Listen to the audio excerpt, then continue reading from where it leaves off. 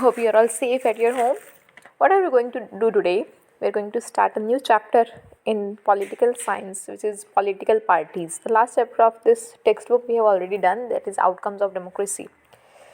So, this is going to be a little long video because I'll try to cover several topics of the initial part of the chapter, which is the meaning of political parties, need of political parties, how many party systems we should have, and functions of political parties. Okay.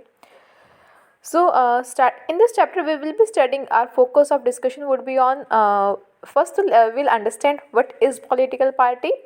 Okay, and other main topic from this chapter, that is functions of political parties. Then there can be several by questions as well. Okay, so first let's just start without any delay. What do we mean by political party? Now, today only, like this morning only, like today is 16th of January. Yesterday we got one circular from CBSE stating that even term 2 examinations would be MCQ based.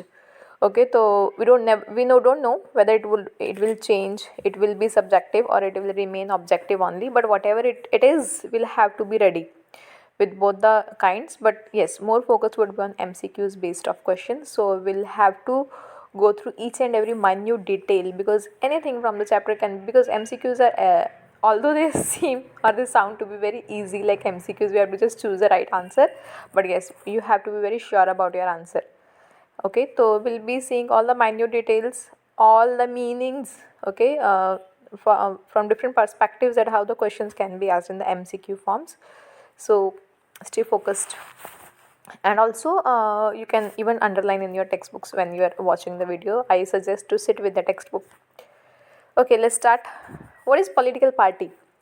It is a group of people who come together to contest elections and hold power in the government. Okay, so political party cannot be formed by one person, that is independent candidate. Then it is obviously a group of people who come together to contest elections, because political party is the main function of political party is to contest elections only, and the motive of contesting elections, it is to hold some power in the government. So I won't say you will write because if you get any options like in the form of MCQs, what is political party? Yes, group of people, those who come together to contest elections, and they agree on some policies and programs for the society with a view to promote the collective good. Now, all the members of one political party, they share the same opinion, same views they have. That is why they are the part of that particular political party. Okay, so they agree on some basic policies. Then a political party also tries to convince people that its policies are better than others' policies. They try to win elections so that they can implement their policies. Now, there are more than 750 political parties registered with the Election Commission in India. Okay, each and every party would try to convince people that our policies are better than the policies of other parties. Okay, and we would be able to implement our policies only if we get the votes from people. Okay, so during elections we see by using different methods, different means, they do campaign, they advertise their own policies. Okay, by using advertising on TV, by holding public meetings, addressing people, having public meetings like through rallies, distributing pamphlets, putting hoardings on the roadsides. They use different methods to convince people that our policies are better than others. And thus the political parties reflect fundamental political division in the society. How division? Because followers of a particular political party, okay, they form different groups, like the people, those who follow some other political party, they generally develop some differences among them, so they divide the society. Parties are about a part of the society and thus involve partisanship. Now this is very important even from MCQ point of view. What is partisanship? It is given in the textbook as well. Meaning, it is when a person follows the any group opinion, any political party blindly. Okay, strong follow. When we strongly follow any idea, any party, that is called as partisanship. When we don't see something negative also about it, even if we know that this is something which this party is doing wrong, this is where it is going wrong, then too we follow it blindly. Okay, that is partisanship. Means जैसे कि आंखें बंद करके किसी के पीछे जाना, like आंखें बंद करके किसी की कुछ बुरा कर रहा है वो भी नहीं देखना, that is partisanship. We blindly follow some strongly follows that idea और that group. So parties develop partisanship in the society. You can get the what is the meaning of partisanship, then you can be given different meanings of it. Okay, so you will choose that where we strongly follow any party or strongly follow any idea, that is partisanship, and the one who follows that is known as partisan.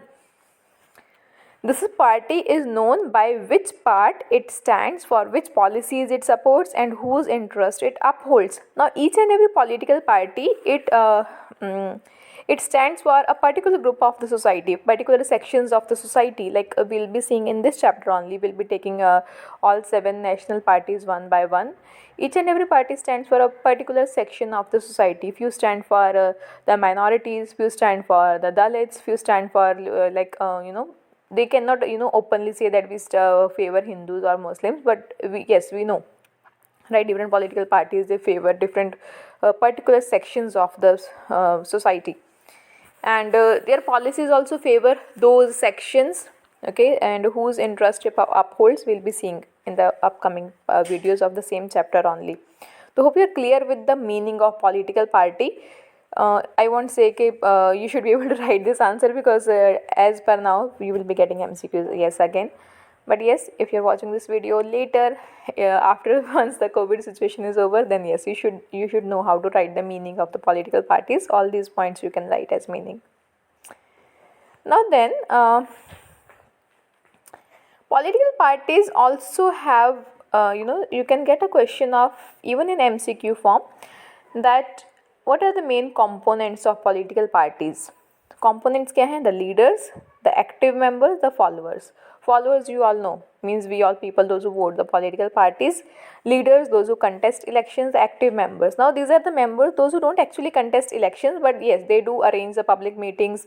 They arrange they develop those advertisement schemes, techniques and all, because a political party can have thousands of lakhs, thousands of active members, but how many of them will contest elections? It will be very few. Okay, so all cannot contest elections. So there are few, those whom we see as the political leaders, but behind the scene also there are so many, those who are working for the development of their party. They are active members, and then yes, followers. These are the basic 3 components of the political parties. Now then the question comes about necessity of political parties. Now generally question is asked from here, like why the democracies cannot run without political parties? Why do we need political parties? Okay, so now the functions of political parties, that will be a different question. But if you are asked about that democracies cannot run without political parties, okay, या फिर what is the necessity of political parties, then there are these 2 points which you are supposed to write. Then first is, if there were no political parties and each and every candidate would be independent. Now imagine a country like imagine in India only, that there is no political party. You know that when there is no political party, then because it is democracy, right? We say that democracy cannot run without political parties. Now if there are no political parties, then what would be there? There will be independent candidates. Independent candidates, even today they are there, even when there are political parties, because there are few leaders, those who don't want to be the part of any political party, so they can contest elections independently from any of the constituency. Current strength of the Lok Sabha is 543. Imagine a situation when none of 543 members can be brought to think alike on a particular issue. Now thinking that there would be, again, if there is no political party, that time also there would be 543 candidates. Now out of 543, at present we know that at least there are around 250 to 300 people, those who are of same opinion. They are the member of the same political party, right? So whenever any bill is introduced in the parliament, so that is for sure that these members of single party, they will favor, or they will be against the bill. Taking decisions becomes easy when more people are of same opinion. Okay, now you imagine when there is no political party, all are independent candidates. Okay, not even 2 people are of same views. Okay, then how the decisions would be taken? Because none of them they have the same views on any particular issue. They don't think alike, like the political parties. Okay, so this would lead to a total chaos in the society.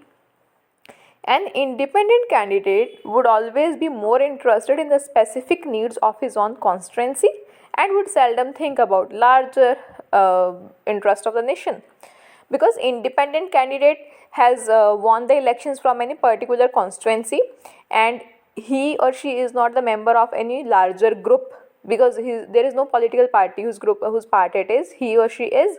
So they will be concerned about the constituency only, their own constituency from where they have won the elections. Okay, they won't be interested in the larger interest of the nation. They would think only about the constituency, not about the nation.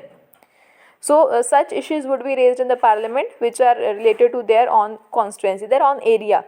But who would be there to think about the national interest of the whole nation? Our external our foreign relations with the countries, okay, defense techniques and all, everything which is national concerns, international concerns, there will be no one to discuss about. A political party is thus necessary to bring diverse people on a common platform so that bigger issues can be taken care of. Now, with independent candidates, we can think of smaller issues that also of a particular region only from where that person is. But what is the guarantee that other people will agree upon that? Because they will think about their own area, their own constituency, right?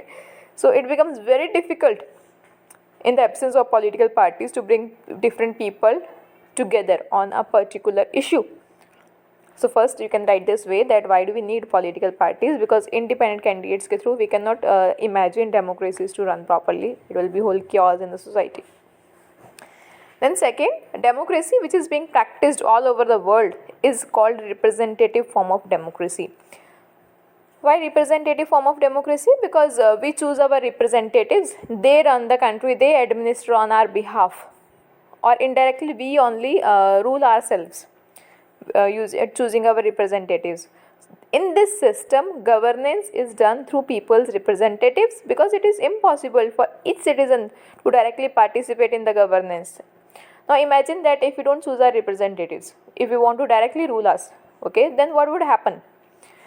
Each and every citizen, do you think they would have so much time to take part in the public those parliamentary meetings? Because everyone is a member of parliament. Direct democracy, okay, if there is no representative form of democracy, then the only option is direct democracy. Direct democracy means each and every citizen is part of legislature, part of executive, right? So imagine that everyone is sitting together, whole India is sitting together. It is not practically possible, right? Even if, like, okay, let's say case it has become practically possible that we are all able to sit together, do you think that everyone has that understanding of political issues, or everyone has that interest or time to sit at the same time? No, it is not possible. Okay, so we cannot, all the citizens directly cannot take part. So the only option which is left with us is to choose the representatives, like different people of a large area, they choose one representative on their behalf who will rule them. So need for representative democracy has given rise to political parties. Now you get this MCQ form of question, that what has given rise to the political parties? What you would say then? It is representative democracy. This is very important for MCQ. We once we were also discussing in the class also, and students could not get this answer because it is very to the point. Like you have to. It is the same line is given in the textbook. Okay, we think about other options, like because it is democracy, because independent candidates cannot run the country, this that. But to the point answer would be representative democracy. This has given rise to the political parties. Please keep this in your mind, okay? It is very important for MCQs. What has given rise to political parties? It is representative form of democracy. So now with this we are done with the necessity and the meaning of political parties, also components. Now we'll see how many parties we should have. What do you think? How many parties we should have? You can type your answer in the chat box. Now, in a democracy, any group of citizens is free to form party. Like when we talk about democratic country, as we say that in India, more than 750 political parties are registered with the Election Commission. Okay, same. This is your textbook page only I have taken. So it means there is no such limitation in democratic countries that these many only parties we can have. Okay. But we also see that these all parties, all 750 parties in India, they are not so active during elections. Usually only the few few political parties, let's say 7 to 8 political parties are only active during the parliamentary elections. So the question then is, how many major or effective parties are good for democracy? You get this question, even MCQ you can get. In some countries only one party system is there. Some countries they are, one party, only one party is allowed to control the electoral system. So then there are few countries where there are only two major parties, and there is a country like India or many more such countries where there are so many political parties. Okay, so what you would say, that which party system is better? We'll answer this after reading these party systems. First is one party system. Now what do you feel, that how many parties should be there? You can type in the comment section below. And I want the diplomatic answers. Okay, in some countries only one party is allowed to control and run the government. These are called one party systems. The best example, China, you can give. The only communist party is allowed to rule. Now in such countries where there is only one party system, no other party is allowed to exist. If someone wants to be the part of government, wants to contest elections, then they have to be the part of that particular communist party only, and they cannot be like contesting elections as opposition, as opposite, as the rivals of communist party. Okay, they have to be the allies of communist party only. So there is only one party allowed to run the government. That is one party system. You can give China's example. Then in two party systems, in some countries power is shared between two main parties. Such party system we call as two parties. Now not necessarily these countries will have only two parties. There can be other parties as well. Okay, there can be 3, there can be 4 political parties, but major political parties will remain only 2. या फिर the chances of winning elections would be only between two major parties. Okay, so to them we call as two party system. So you can give example of UK and USA. Okay, United Kingdoms and USA. And again class, you can also get MCQ for these different types of party systems, where you are given group of nations.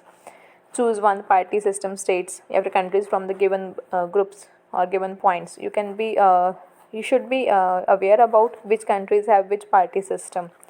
Okay, and obviously yes, which are given in the textbook, those only would be asked, like China one party system, UK and USA two party system, India multi-party system.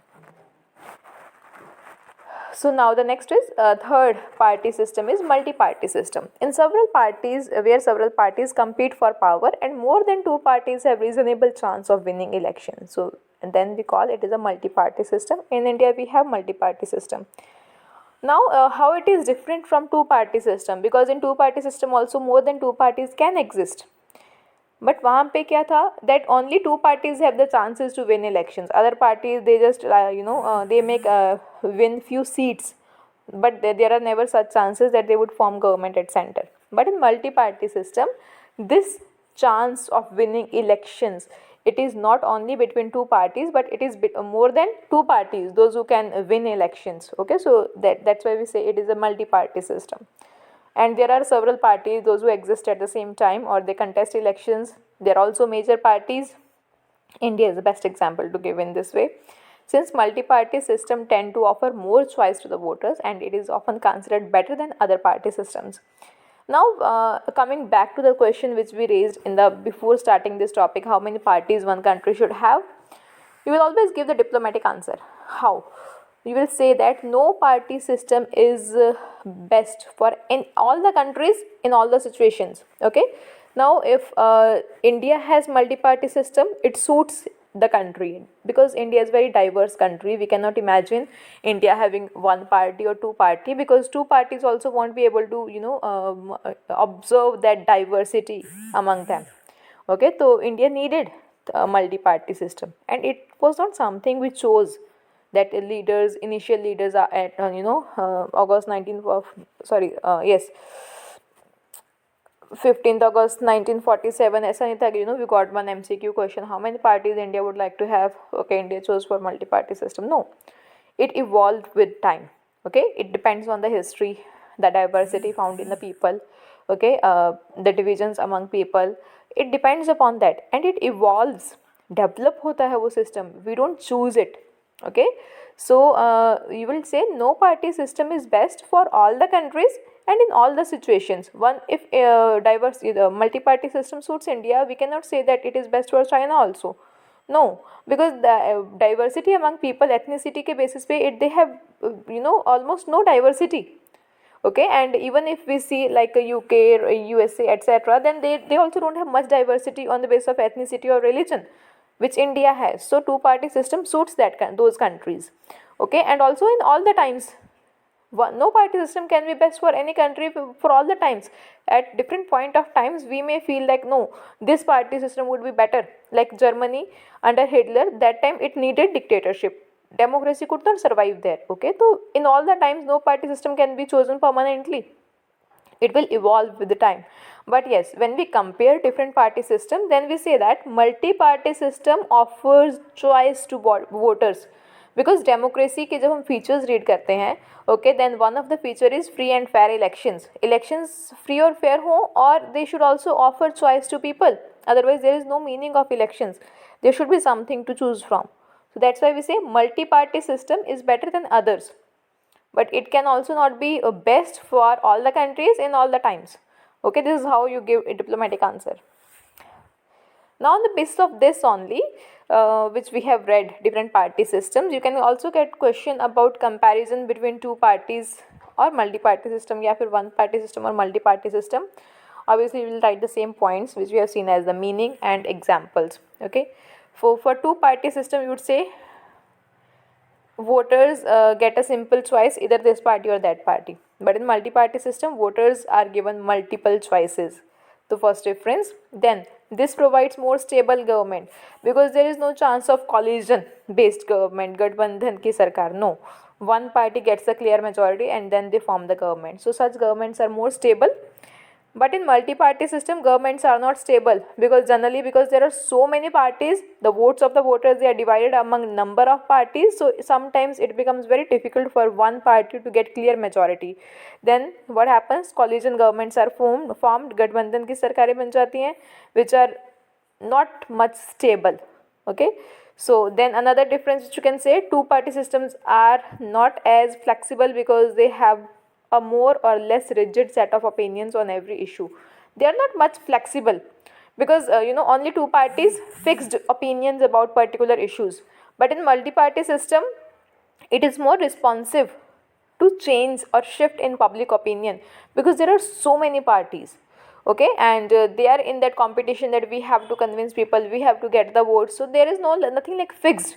Okay, the public opinions, which it changes with a shift in the you can say interest of the people, or which issues people are interested into. Okay, so they are more responsive to the change, but two party systems, they are very rigid. And then yes, examples you can give as difference also. Okay, so hope you are clear with till now, which we have seen meaning, components, necessity, and different party systems. How many parties we should have? How would you answer that question? Now the last topic for this is what are the functions of political parties. Now when we said that what is the meaning of political parties, we said when a different number of people, they come together to contest elections. So first function is to contest elections only. Political parties contest elections. A political party nominates its candidates for the electoral contest in various constituencies. So for the purpose of elections, India is divided into 543 constituencies. Okay, so all the political parties, they will nominate the names of the candidates from their own parties who will contest election. This is the first function of political parties, which is most important function, because only if they take part in the elections, then only there can be chances that they hold some power in government. So first most important function is contesting elections. Now after contesting elections, if they win elections, then the next function is to form policies. Political parties put forward different policies and programs so that the voters can choose from them. Each and every political party has their own set of policies, agendas, okay, and ideologies, on the basis of what people choose. Like if I vote for Congress or if I vote for Aam Aadmi, then on what basis I vote? It is on the basis of their policies, that if they win, they will implement these policies. Okay, so they are very important. Our political party brings a large number of similar opinions under one umbrella, and these opinions are channelized to form policy and programs, and the policies and programs of the ruling party are expected to be followed by the government. Now, for example, if we say that BJP, its main major ideology is cultural nationalism. It was to also remove that Article 370. Okay, it is also to bring civil code, uniform civil code. So people, those who voted for it, they must be thinking or expecting about that the policies of the government will lead into that direction. Okay, and one of its agenda, it has also completed integrating Jammu and Kashmir with India, making Ladakh and Kashmir as union territories, right? So, political parties, what do they do on the basis of their policies? They give direction to the government. Then, third important function is making laws. Political parties play a decisive role in making laws for the country. You may be aware that it is the legislature which passes a law after proper debate, as most of the members belong to the political parties. So, a political party has direct say in the lawmaking of the country. Now, when we say who makes laws for the country, it is a legislative body. At center, it is parliament, and at state level or regional level, it is state legislative assemblies. But who is there in the parliament? It is the members of different political parties. Okay, those who have won the elections from different constituencies. So they are there. So in short or indirectly, who is making laws? The political parties only, because they have won the elections. They have become the part of legislature. So they make the laws. They have some say in making of the laws. Then formation of government. The political parties form and run the government. The executive body is formed by the people from the ruling party. Various political leaders are assigned different ministries to carry out the task of governance. Now the government has three organs, we all know: legislature, executive and judiciary. Legislature, obviously all those members, those who have won elections from different constituencies, they become the part of Lok Sabha. Okay, they form legislature with the Rajya Sabha. Then executive, the party which has won the elections, means the party whose members are maximum in Lok Sabha, which is more than 50%, okay, more than 273. The party who has its members, that party forms the government. We say this is the ruling party. Now few members, or let's say about 60 to 80 members from that political party, they are given different portfolios or ministries. Let's say defense ministry, external affairs ministry, or education ministry, then transport ministry, communication ministry, such ministries they are given. Okay, so they only form the executive. So political, then those, they are given specific tasks, they are given different departments, they carry out the task of governance. So political parties form government. Playing opposition, the parties doesn't those who don't get majority, they come under the majority coalition. Yeah, they need to play the role of opposition. Okay, so the parties which are not even the part of coalition, or they have not got the sufficient amount of the votes which are required to win the elections or to form government, those parties form opposition. They play the role of opposition, and the role of opposition in democratic countries is very important, because they act as like watchmen on the government, because if anything wrong happens, if they do something like which is not in the favor of the nation, in the favor of the people, and it is the opposition party who will make people aware about it. Then shaping public opinion. Political parties shape public opinion. They do so by raising and highlighting issues in the legislature and in the media. Whatever public issues people are interested into, okay, such issues are raised in the parliament and by media also. Different political leaders, they raise such issues. So by raising such issues, people also start discussing on those issues. Okay, if I follow a particular political leader, what is his view or what is her view? Okay, I also form my view, or I also get affected by his or her views. So then I discuss with other people. Okay, I may convince them. So this way public opinion is shaped because of the political parties. Then access to the government machinery and welfare schemes. Political parties provide access to the government machinery and welfare schemes, since it is easy to approach the local party leader than the government officers. Now, because the political leaders, each and from every area, from every constituency, which choose one MLA or which choose one MP, they are more accessible than the government officers, like to meet the collector. Okay, you have to meet IPS officers and also government में जो permanent executive होते हैं, it is very difficult to meet them. It is very difficult to have access to meet them, but it is always easier to access the political leaders. So people can have access to government through their representatives whom they have elected, because they are local, they are from those, among the people only. If someone from the people only have become the member of legislative assembly, so they are more accessible. They provide access to the government policies and welfare schemes. So if any of the scheme introduced by the government is not implemented in our area properly, we have some problems, so we can easily approach the local leader than any government officers. Okay, so there are these major 7 functions of the political parties. You can be asked a question to write, a direct question can be asked, what are the functions of political parties? Or for MCQs, several questions can be made. I think we'll make a separate video on what kind of MCQs can be made from the same chapter. Okay, we'll meet in the next video where we'll be discussing about national parties. We'll take 1 or 2 national parties at a time. So see you soon in the next video. If you have any doubts, please feel free to type in the comment section below. Thank you so much. Stay safe.